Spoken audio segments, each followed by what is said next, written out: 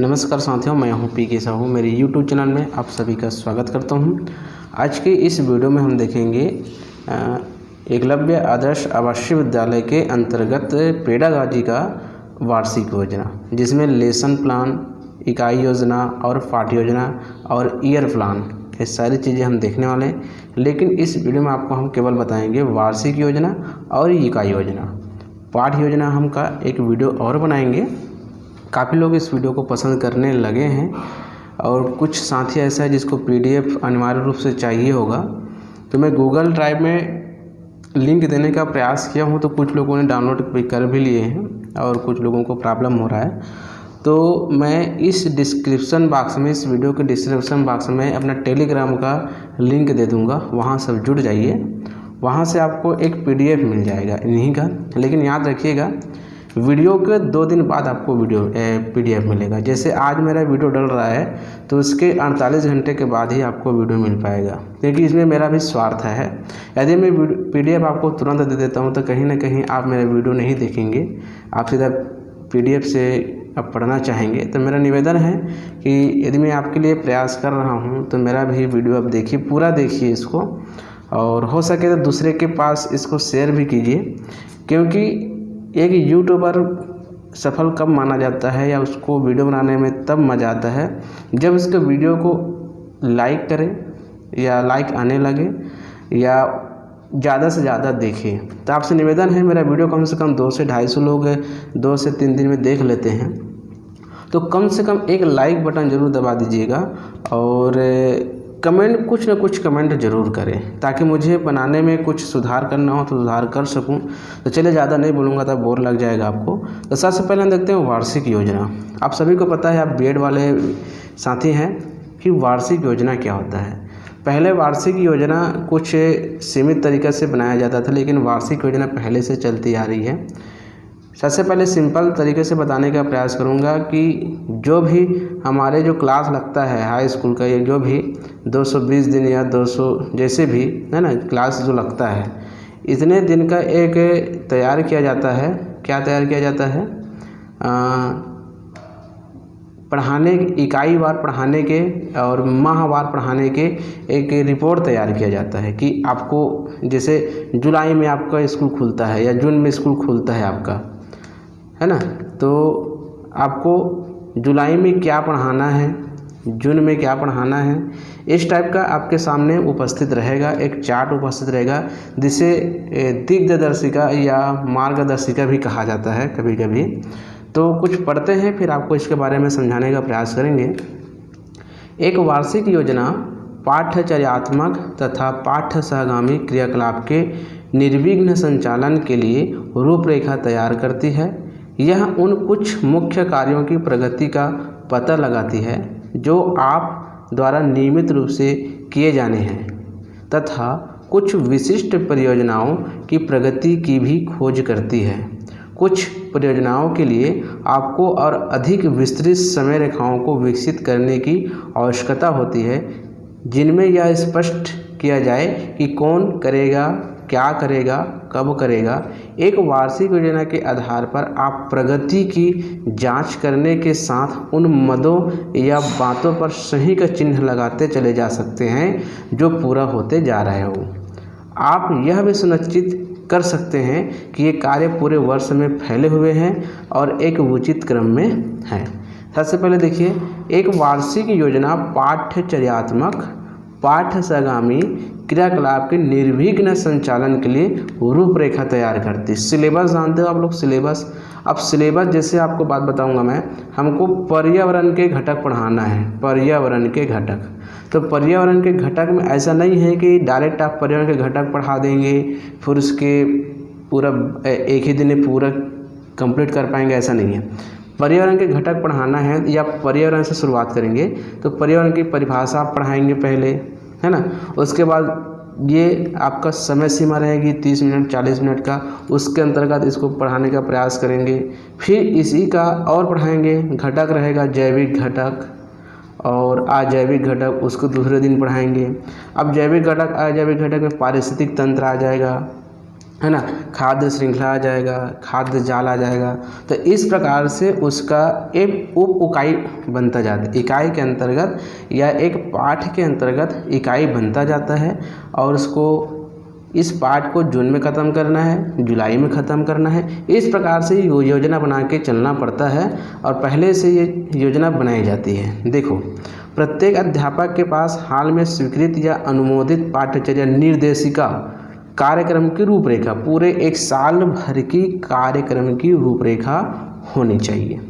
अध्यापक की इस प्रति में वे सभी जोड़ी गई या काटी गई चीज़ें तथा अन्य अनाधिकार परिवर्तन जिनकी पाठ्यचर्या आयोजना के दृष्टि से, देखो इसमें क्या बताया जा रहा है कि उस निर्देशिका में उस वर्ष की या कोई पाठ जोड़ा गया हो, जब वहाँ से पाठ को हटा दिया गया हो, सबका लेखा जोखा होना चाहिए, सबका रूपरेखा होना चाहिए। जैसे इस साल जो है कोरोना वायरस के अंतर्गत चलते हुए पिछले साल आप देखे होंगे 20 से 30% जो है सिलेबस को हटा दिया गया था, तो उसका मेंशन किया गया था कि हमको ये पढ़ाना है। तो उस टाइप का जो हाल का, जो अभी प्रत्येक वर्ष का एक निर्देशिका उनके पास होना चाहिए, प्रत्येक टीचर के पास, कि उनको क्या पढ़ाना है और कैसे पढ़ाना है। आगे देखते हैं। से आवश्यकता है या हो सकती है, सम्मिलित हो सकती है। ये स्थानपत्य कार्यक्रम स्वीकृति की प्रक्रिया के अनुसार विधिवत रूप से स्वीकृत होने चाहिए, जिसमें विषय समय संबंधी तथा विषय वस्तु संबंधी परिवर्तन सम्मिलित है।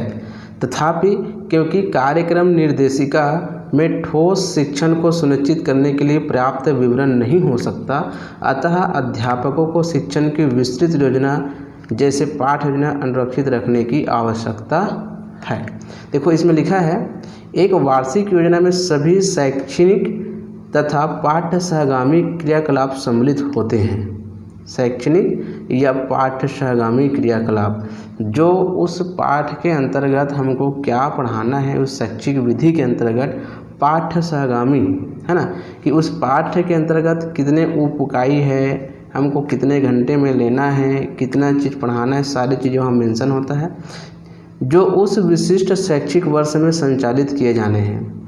इसमें महीना बार पूरी की जाने वाली इकाइयों तथा उसके साथ संबंधित क्रियाकलाप का विस्तृत वर्णन कर दिया जाता है। इसमें महीना के हिसाब से बताया जाता है कि आपको इस महीने में इतना जो है कवर करना है ना, पूरा विस्तृत वर्णन होता है। हम कह सकते हैं कि वार्षिक योजना विद्यालय की समग्र क्रियाओं को प्रतिबिंबित करती है। आपकी यदि को प्रश्न पूछे कि वार्षिक योजना क्या है, तो विद्यालय की समग्र क्रियाओं को प्रतिबिंबित करने वाली, और इसको महीना के हिसाब से संचालित किया जाता है या इकाइयों तथा क्रियाकलाप द्वारा विस्तृत, महीना द्वारा विस्तृत वर्णन किया जाता है क्रियाकलाप का। सामान्यतः वार्षिक योजना किसी शैक्षिक वर्ष से प्रारंभ होने से पहले तैयार की जाती है। यह विद्यालय के पूरे क्रियाकलाप तथा इन क्रियाकलापों को पूर्ण करने के लिए उपलब्ध समय को अनुक्रमित करने के लिए लाभकारी होते हैं। ठीक है, लाभकारी होते हैं। यहाँ पे क्या क्या प्रश्न पूछे जा सकते हैं आपको, देखिए।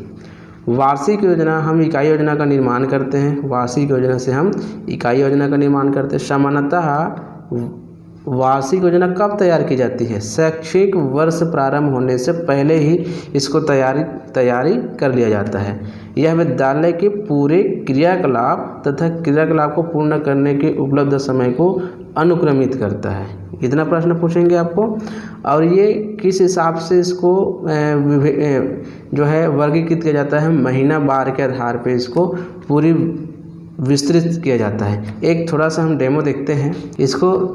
एक वार्षिक योजना का प्रारूप यहाँ पे है आपके पास।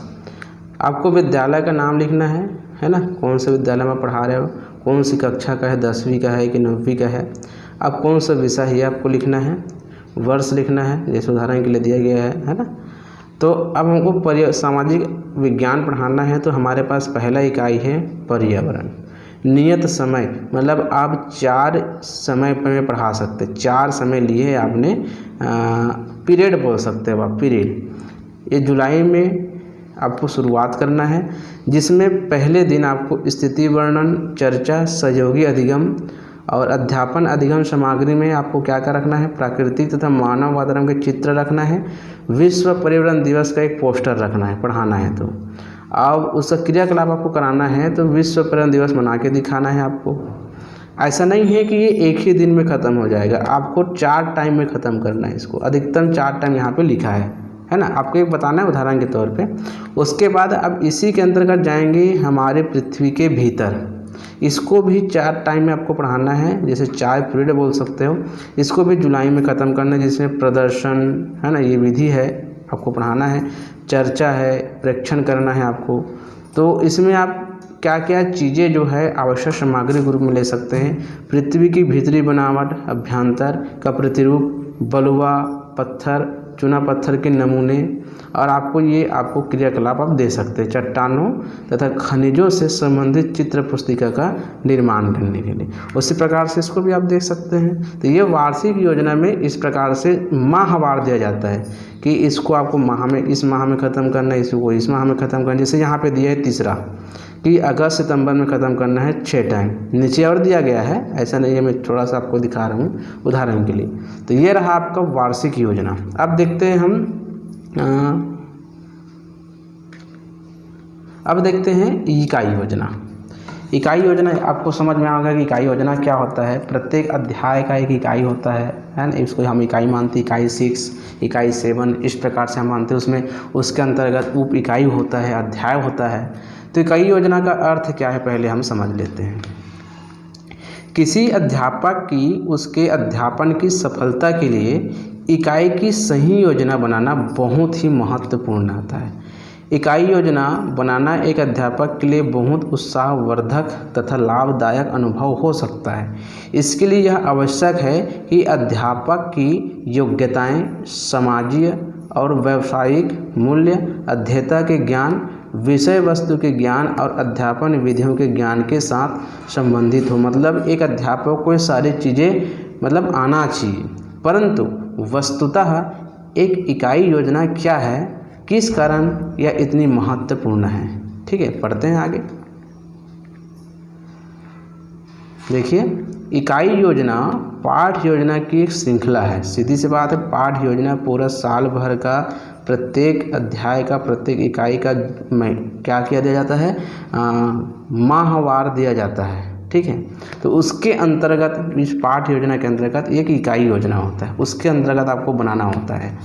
एक श्रृंखला है जिसका अभिकल्पन एक विशिष्ट प्रकरण, विषय, पाठ इत्यादि के इर्द गिर्द किया गया है। इकाई योजना किसी इकाई के चयन से आरंभ होती है। किसी इकाई को आपको चयन करना है, वहाँ से आपका शुरू होता है।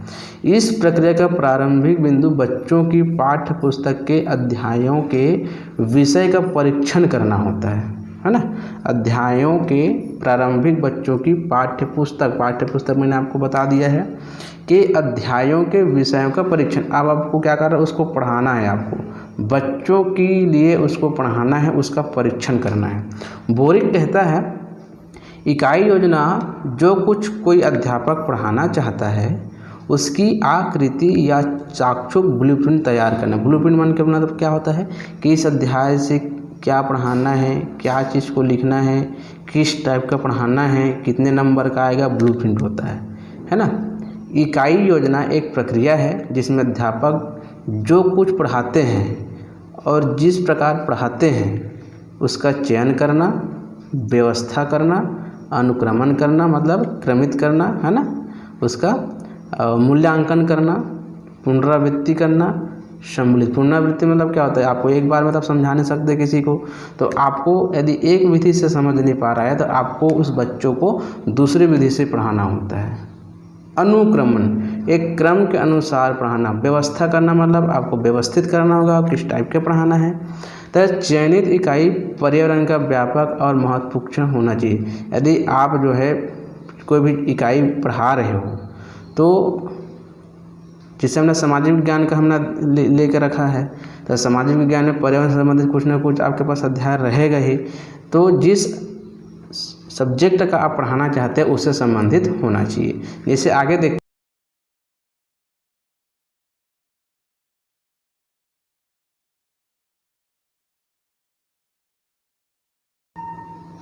आगे देखते हैं इकाई योजना की उत्पत्ति। तो देखिए इकाई योजना की उत्पत्ति कैसे हुई है। इकाई योजना की उत्पत्ति मनोविज्ञान के गेस्टाल्ट दर्शन से हुआ। आपको याद रखना होगा इसको कि इकाई योजना की उत्पत्ति कहाँ से हुई है, तो गेस्टाल्ट दर्शन से हुई है। अधिगम के गेस्टाल्ट सिद्धांत का मानव अधिगम पर बहुत प्रभाव है। इस सिद्धांत के अनुसार अधिगम उस अवस्थिति में घटित होता है जब अलग अलग भागों या टुकड़ों की अपेक्षा किसी चीज़ या घटना इत्यादि को समग्रता से अवबोधित किया जाए। उदाहरण के लिए यदि हम विविधता को हम पढ़ाना चाहते हैं तो विविधता को पढ़ाने के लिए इसको समझने के लिए विभिन्न रूपों में देखते हैं, जैसे धार्मिक विविधता, भाषिक विविधता, है ना, और इसी प्रकार से पर्यावरण विविधता भी देखते हैं। तो एक इकाई योजना की अधिगम में महत्वपूर्ण भूमिका होती है। क्या लिखा है, एक इकाई योजना की अधिगम में महत्वपूर्ण भूमिका होती है। अध्ययता सामान्यतः किसी दी गई इकाई के सम प्रत्ययों को समझने के लिए इकाइयों की सहायता से लेता है, या सम प्रत्ययों को समझने के लिए इकाइयों की सहायता लेता है। किसी भी चीज़ को समझने के लिए, पढ़ाने के लिए आप जो है इकाई की सहायता जरूर लेंगे, क्योंकि वहीं से आपको पढ़ाना है। ये विभिन्न सम प्रत्यय इकाई में एक दूसरे के साथ जुड़े होते हैं। सम प्रत्यय मतलब उस इकाई से अब, जैसे मैंने आपको शुरू में बताया, जैसे उदाहरण के लिए लर्निंग, है ना, या लर्निंग बोल सकते हो या प्लान बोल सकते हो, है ना। अब प्लान के अंतर्गत जो है मैंने आपको पैसा से पहले पाठ योजना बनाया, तो ये क्या हो गया, यदि मैं पाठ योजना केवल एक ही वीडियो बनाता तो ये एक लेक्चर हो गया, और उसके बाद मैं आपको पढ़ाता इकाई योजना, तो ये अलग अलग हो गया। तो अलग अलग चीज़ों को पढ़ाने के लिए आपको अलग अलग काल समय लगेगा, है ना। तो ये जब भी आप पढ़ा रहे हो उस मतलब इकाई से, तो उससे संबंधित होना चाहिए, एक दूसरे से जुड़ा होना चाहिए, ठीक है। अब देखते हैं क्या बोलते हैं गेस्टाल्ट में।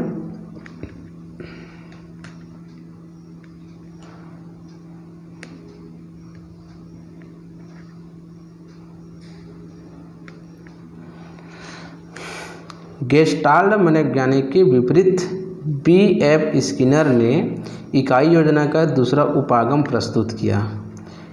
याद रखिएगा इसके बारे में। उसकी इकाई योजना में व्यवहार रूपांतरण पर बल दिया गया है। किसके में, स्किनर को। इसकी इकाई में या इकाई योजना में व्यवहार रूपांतरण पर बल दिया गया। अधिगम के विषय क्षेत्र में उसकी मुख्य धारणा यह है कि विद्यार्थी प्रभावी रूप से सीखेंगे यदि विषय वस्तु को छोटी इकाइयों में प्रस्तुत किया जाए। इकाई योजना पाठ्य योजना का आधार होती है, एकदम 100% है। यहाँ पे आपको एक प्रश्न बनता है कि इकाई योजना पाठ्य योजना का होता है, आधार होता है। क्या होता है, आधार। और विद्यार्थी प्रभावी रूप से कब सीखेंगे, जब विषय वस्तु को छोटी इकाइयों में प्रस्तुत किया जाए। सीधी सी बात है कि एक चैप्टर उठा के लेते हैं तो उसको टुकड़ों में समझाते हैं, आप टुकड़ा टुकड़ा करके आप समझाते हैं, छोटे छोटे इकाई करके समझाते हैं, तो बच्चे बेटर से बेटर समझते हैं। जैसे आप गणित पढ़ाना चाहेंगे, फिर जोड़ना घटाना तो एक साथ पढ़ा नहीं सकते, आप जोड़ना पढ़ाओगे, जोड़ना से पहले आपको गिनती पढ़ाना पड़ेगा, उसके पहले आपको उसकी अवधारणा समझाना पड़ेगा। तो एक स्टेप बाय स्टेप यदि आप पढ़ाते हैं तो ही जाके वो अच्छे सीखेंगे। उसी प्रकार से कहा गया है, एक विषय वस्तु को आपको अच्छे से समझाना है या प्रभावित तब होगा जब विषय वस्तु की छोटी इकाई में प्रस्तुत किया जाए, ठीक है। आगे देखते हैं, ये बोलता है इसमें,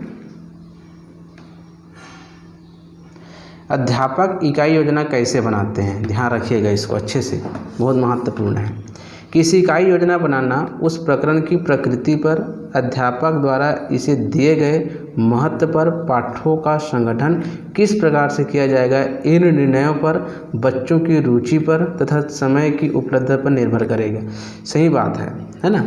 यदि आपको इकाई योजना बनाना है तो आप जो है इसके महत्व को देखिए, पाठ किस प्रकार से किस पर निर्भर है ना, बच्चे किस पर रुचि ले रहे हैं, इस पर आपको देखना पड़ेगा। और समय आपके पास है या नहीं, और आपके पास एक ही महीने का समय है और एक बहुत सारा अध्याय है, तो आपको भी उस समय के अनुसार उस अध्याय को बांटना पड़ेगा।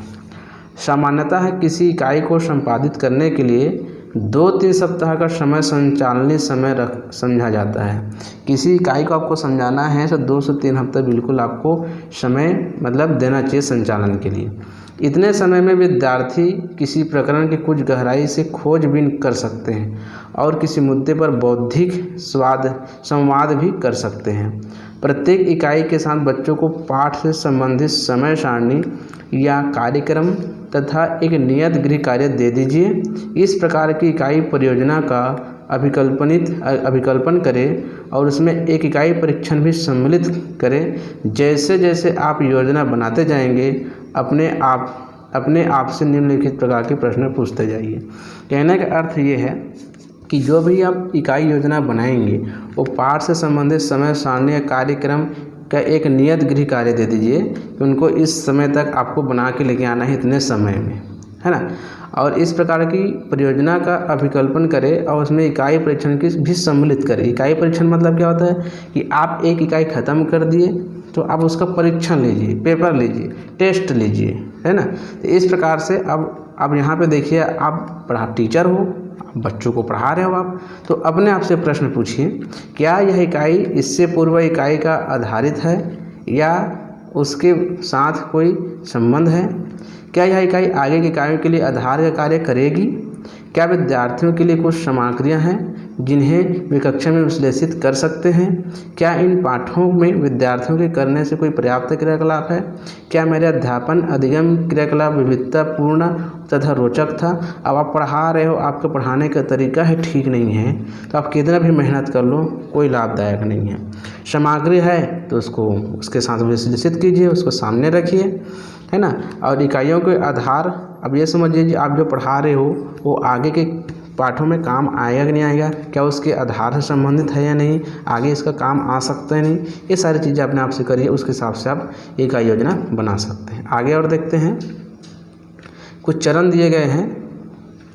इकाई योजना निर्माण के चरण। सबसे पहले किसी एक इकाई का चयन कीजिए, इकाई या अध्याय का चयन कीजिए। इकाई के अंदर 2-3 अध्याय होते ही हैं। अध्याय या इकाई को उप इकाई में और बांट दीजिए। मैंने बोला ना कि एक एक आपको पीरियड लेना है, कालांश लेना है, तो आपको और बांटना पड़ेगा कि ये हम पढ़ेंगे आज, ये इतना पढ़ेंगे, छोटा छोटा टुकड़ों में आपको बांटना पड़ेगा। प्रत्येक उप इकाई के लिए अधिगम उद्देश्यों का निर्माण करें। जैसे मैं आपको उदाहरण बता रहा हूँ, मैंने अभी आपके सामने क्या रखा, वार्षिक योजना रखा। तो मेरा उद्देश्य ये था कि वार्षिक योजना को आपको समझाया जाए। मैंने उसके बाद इकाई योजना पढ़ाया, मेरा उद्देश्य था कि इकाई योजना को भी आप समझ लें, ये मेरा उद्देश्य था। अब मैंने पाठ योजना को छोड़ दिया, मुझे लगा कि आज इतना ही आपके सामने प्रस्तुत करूं ताकि आप इसको समझ सकें, फिर मैं उसको और पढ़ाऊंगा पाठ योजना। तो आपको जब अलग अलग पढ़ाऊंगा तो और बेहतर आपसे आप समझ सकते हैं। प्रत्येक उप इकाई के लिए शैक्षिक योजना या प्रविधि का विकल्प करें। शैक्षिक योजना में घंटों मतलब कालांश पीरियडों की संख्या, मुख्य अध्यापन बिंदु, अधिगम अध्यापन क्रियाकलाप, विधियां और साधन, ठीक है, ये चीज़ें आपके पास होना चाहिए। ठीक, ये वाला आपको याद रखना है कि एक इकाई में क्या क्या होना आवश्यक है। तो शैक्षणिक योजना, घंटा पीरियड, मुख्य अध्यापन बिंदु, अधिगम अध्यापन क्रियाकलाप, विधियां, साधन सम्मिलित होने। अपने मूल्यांकन प्रश्नों की योजना बनाएं और उन्हें तैयार करें। आप उस इकाई के अंतर्गत क्या प्रश्न देना चाहते हैं वो आप तैयार कीजिए। जैसे कुछ लोगों ने मुझे MCQs भी पढ़ाते जाइए ऐसे बोल रहे हैं, तो मैं तैयारी कर रहा हूँ उसका। बहुत जल्दी आपके पास जो है IMP MCQs आपके पास पहुँच जाएगा, मोस्ट इम्पोर्टेंट चीज़ें। तो थोड़ा सा समय दीजिए, थोड़ा सा प्रॉब्लम चल रहा है, मेरा PC काम नहीं कर रहा है अभी, तो PC काम नहीं करेगा तो मैं जरूर कुछ ना कुछ आपके सामने रखने का प्रयास करूँ। निर्देश चिन्ह निर्धारित करें। एक बार इकाई का संपादन कार्य आरंभ हो जाता है, समय की दृष्टि से अपने मार्ग पर चलते रहने के लिए निर्देश चिन्हों का प्रयोग करें। सुनिश्चित करें कि अधिगम उद्देश्यों की पूर्ति होती जाए। निर्देश चिन्ह का मतलब ये होता है कि आपने जो कार्य करना शुरू कर दिया वो होते जा रहा है, आपको उद्देश्य कंप्लीट होता जा रहा है, उस चिन्ह पे आप चलते रहिए, पीछे मत हटिए उससे। तो कुछ जो है इकाई योजना का हम आपके सामने प्रारूप दिखा रहे हैं, रूपरेखा कुछ इस प्रकार से आपके सामने होता है वो। जैसे यहाँ पे देखिए, अध्यापक का नाम कौन पढ़ा रहा है, विषय है, संस्था का नाम है, कक्षा है, इकाई है पर्यावरण। अब आपको पर्यावरण पढ़ाना है तो 1 घंटे में पढ़ाना है आपको, 1 घंटे। ये पर्यावरण आ गया ना, पर्यावरण। अब इस 1 घंटे में आपको क्या पढ़ाना है, देखो उद्देश्य देखो, पर्यावरण शब्द को परिभाषित करना। आपका मुख्य उद्देश्य है कि पर्यावरण शब्द को परिभाषित करने का मतलब होता है पर्यावरण शब्द को अच्छे से समझाना। तो आप अध्यापन बिंदु में क्या करेंगे, वह स्थान, व्यक्ति, वस्तुएं तथा प्रकृति जो किसी शिवधारी के चारों ओर होती है और उसका पर्यावरण कहलाता है। अब इसको आप जो अध्यापन बिंदु रखे हैं ये चीज़ें, तो इस सारी चीज़ों को आपको क्या करना पड़ेगा, आप सबको समझाना पड़ेगा। तो क्रियाकलाप, कैसे क्रियाकलाप करेंगे आप, अध्यापक पर्यावरण से संबंधित को परिस्थिति प्रस्तुत, आप उसके सामने उदाहरण प्रस्तुत करेंगे, है ना। विधियाँ तथा माध्यम, किस माध्यम से, स्थिति परिस्थिति का वर्णन, स्थिति परिस्थिति का वर्णन करेंगे। मूल्यांकन कैसे करेंगे, पर्यावरण शब्द को परिभाषित कीजिए, आप जो उसको पर्यावरण शब्द को परिभाषित करने के लिए कहेंगे। आप पाठ्य से आगामी क्रियाकलाप, आप उसको क्रियाकलाप लाने के लिए भूलेंगे, है ना। प्राकृतिक तथा मानव निर्मित वातावरण का एक पोस्टर बनाइए, अब उसको बोल रहे हो, बना के लेके आइए। अब दूसरा दिन फिर उसी का उप इकाई हो गया पर्यावरण के घटक, आप पर्यावरण पढ़ा दिए, अब पर्यावरण के घटक पढ़ाना शुरू किए, ये भी 1 घंटा है ना, घंटों की संख्या। फिर उसको इस प्रकार से आप समझाना शुरू करेंगे। तो इस प्रकार से इकाई पाठ लेसन प्लान में वार्षिक योजना में आपको यहाँ पे कितने टाइम पढ़ाना पड़ेगा एक इकाई के अंतर्गत पूरा जुलाई में, है ना, ये आपको दिया जाता है माहवार। इनमें से घंटों के हिसाब से, पीरियड के हिसाब से पढ़ाना होता है। तो दोस्तों यदि अच्छा लगे तो लाइक कमेंट शेयर अवश्य करें। आपसे एक निवेदन है, आप नए हो तो प्लीज़ सब्सक्राइब कर लीजिए और कुछ न कुछ आपके हिसाब से जो भी लगता है कमेंट जरूर करें, आपसे निवेदन है। और मैंने बोला PDF आपको 2 दिन पश्चात ही मिलेगा, जब तक आप वीडियो देखेंगे आप नोट्स इसमें बनाइए या थोड़ा सा इंतज़ार करिए। मेरा एक उद्देश्य है कि आप ये पूरा कंप्लीट करूं। यदि अच्छा लगे लाइक कमेंट शेयर अवश्य करें। धन्यवाद।